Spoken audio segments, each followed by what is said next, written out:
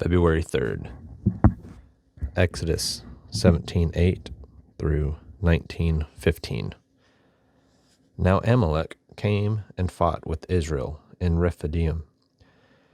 And Moses said to Joshua, "Choose us some men and go out and fight with Amalek. Tomorrow I will stand on the top of the hill and the rod of God with the rod of God in my hand." So Joshua did as Moses said to him and fought with Amalek. And Moses, Aaron, and Hur went up at the top of the hill. And so it was, when Moses held up his hand, that Israel prevailed, and when he let his hand down, Amalek prevailed. But Moses' hand became heavy, so they took a stone and put it up underneath him. And he sat on it, and Aaron and Hur supported his hand, one on each side, and the other on the other side. And his hands were steady until going down of the sun. So Joshua defeated Amalek and his people with the edge of the sword. Then the Lord said to Moses, "Write this for a memorial in the book and recount it with the hearing of Joshua, that I will utterly blot out the remembrance of Abimelech under the heaven." And Moses built an altar and called its name, "The Lord is my banner."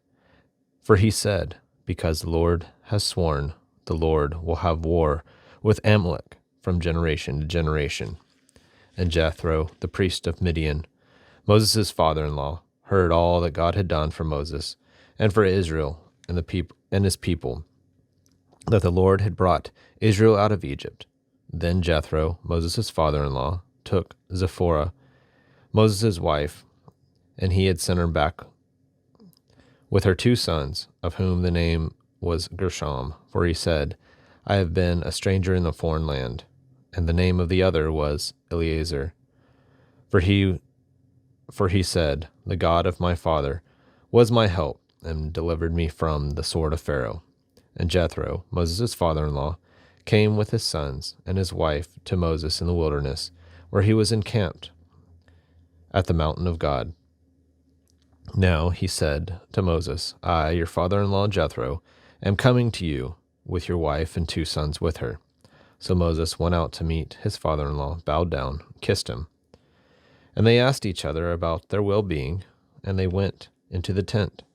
And Moses told his father-in-law all that the Lord had done to Pharaoh and the Egyptians for Israel's sake, all the hardship that had come upon them on the way down, and how the Lord had delivered them. Then Jethro rejoiced for all the good which the Lord had done for Israel, for he had delivered out of the hand of the Egyptians. And Jethro said, "Blessed be the Lord, who has delivered you out of the hand of the Egyptians, and out of the hand of Pharaoh, and who has delivered the people from under the hands of the Egyptians. Now I know that the Lord is greater than all gods, for he is the very thing which Now I know that the Lord is greater than all the gods, for in the very thing in which they behaved proudly, he was above them." Then Jethro, Moses' father-in-law, took a burnt offering and other sacrifices to offer to God. And Aaron came with all the elders of Israel to eat the bread with Moses, his father-in-law, before God.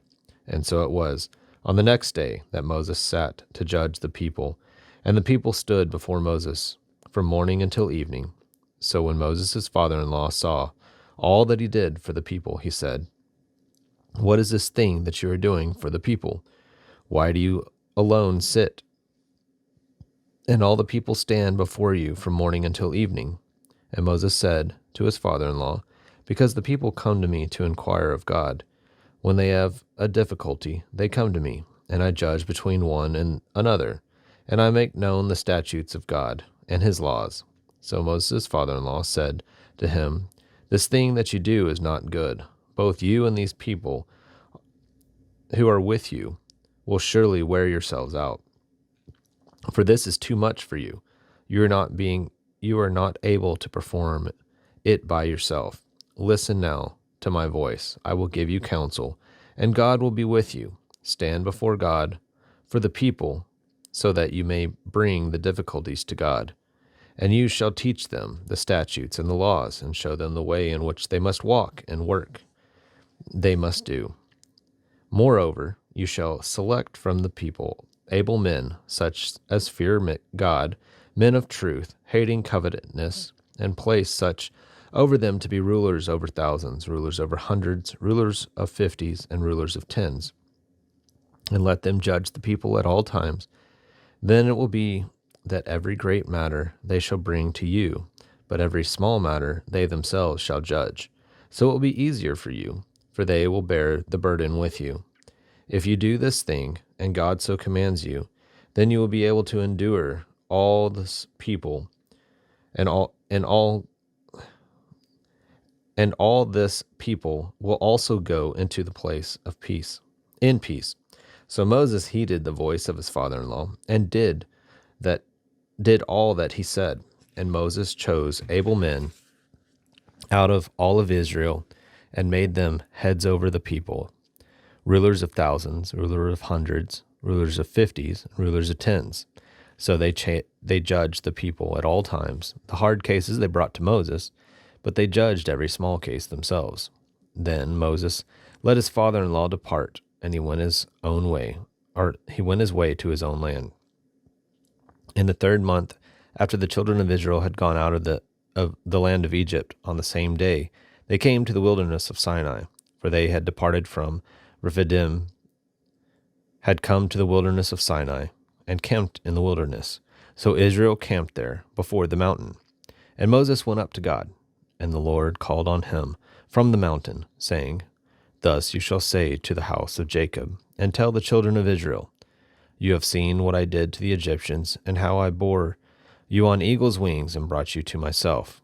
Now therefore, if you will indeed obey my voice and keep my covenant, then you shall be a special treasure to me above all people, for all the earth is mine.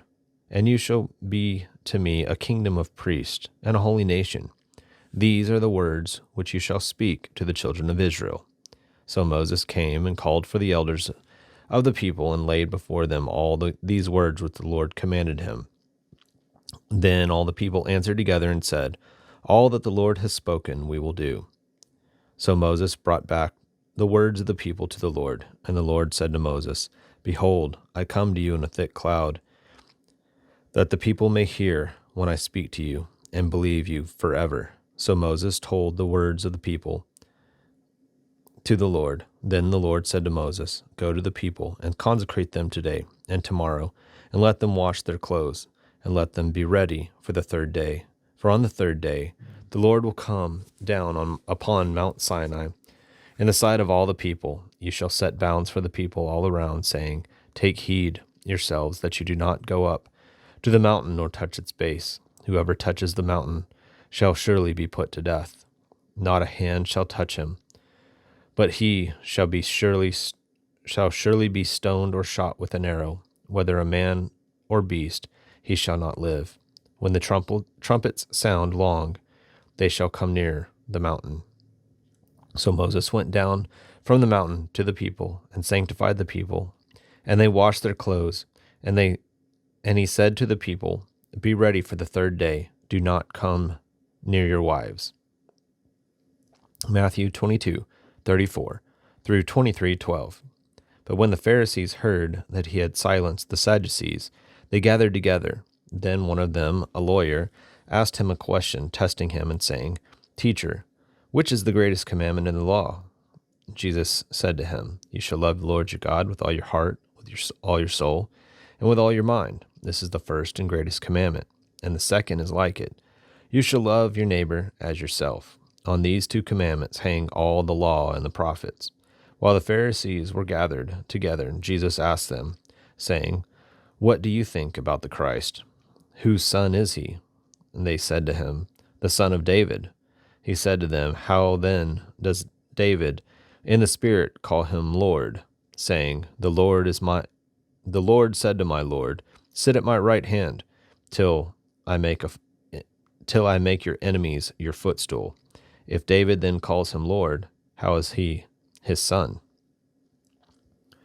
And no one was able to answer him a word from that day From that day on, did anyone dare question him any more. Then Jesus spoke to the multitudes and his disciples, saying, The scribes and the Pharisees sit in Moses' seat. Therefore, whatever they tell you to do, observe, that they observe and do, but do not do according to their works, for they say and do not do.